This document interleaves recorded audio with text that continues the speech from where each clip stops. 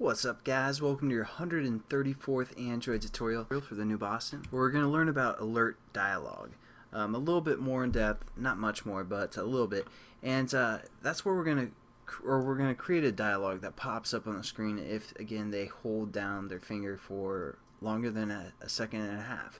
So what we're going to do is we're going to set up our AlertDialog within this bracket here, and also display it, get everything going there. So first we need to set up our AlertDialog. So we're going to just say AlertDialog, and we're going to call this alert, something like that. Pretty standard there. And then what we're going to do is we're going to say new alert dialog, and then we say dot builder. We give it a context. We want to refer to our main class, not our touchy class. So we're going to say main dot this, and then what we're going to do is we're going to say dot create, and that's going to create it. Right now it doesn't really hold anything, it's not really well defined, but that's what we're going to get to here. So now we're just going to refer to our alert, and we're just going to say dot set the title, and whatever our title is, like pick something, pick an option, and then that's the title. We also want to add like a body or a message to it. So we're going to say alert.set message. We're going to set this equal to, I told you to pick an option, man. So something like that. I don't know. It's getting too late for me, guys.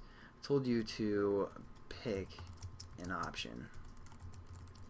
And there we go. We have our body, and now what we want to do is we want to have a few buttons. So all we're going to do is we're going to say alert.setButton. Go figure, right? Then we have to set the button's text, so we're going to say place a pinpoint, and then we need to create a listener. But what we want to do is refer to the dialog interface for this on ClickListener. So we're going to say new dialog interface, and we're going to say on ClickListener, and just hit enter, and it sets it up for you. This is this is pretty much a similar layout as when we use our ClickListener before. Before we'd use like the view instead of the dialog interface, but since we're working with the AlertDialog, we want the dialog interface dot on ClickListener, and then here we go. We have our on ClickListener, and what we're going to do is we're going to basically set up our methods for placing a pin point, and that's for the first button. But we want more than one button, so I'm just going to copy this whole chunk of code here for our alert.setButton.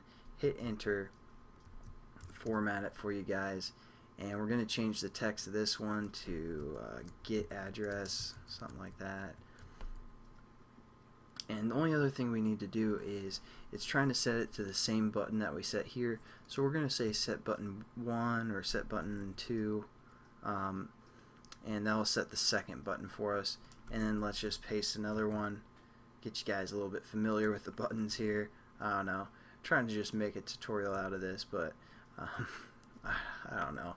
And here we go. So we have 3 buttons now, and we're just going to call this one option 3 for now, until I think of something to do for this option.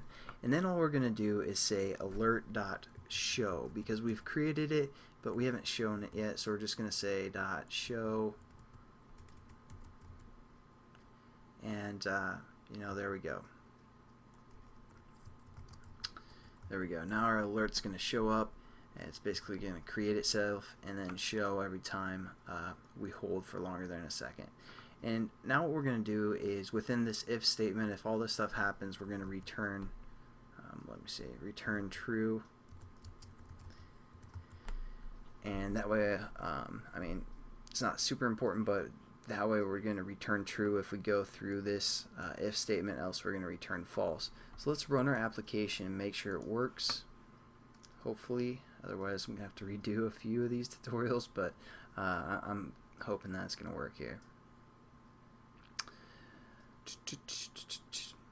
Alright, so we have our map, and then if we hold and let go, for more than 3 seconds, or I'm sorry, a second and a half, this dialog comes up where it says pick an option. I told you to pick an option, and then we have 3 choices. All of them have on-click listeners attached to them, and as you can see, this get address and place pinpoint. What did I do here? Alright, well, the order of the buttons is a little bit messed up, but we're just gonna roll with it, you know. We're pretty chillax like that. And then we have all of our click listeners. But again, I mean, we're just gonna roll with it because we don't really care for the most part. But like, if they're trying to pan around, and you know, most likely they're holding for longer than a second and a half, so that dialog is gonna come up, which might cause a problem. But you know, our application is going to do it.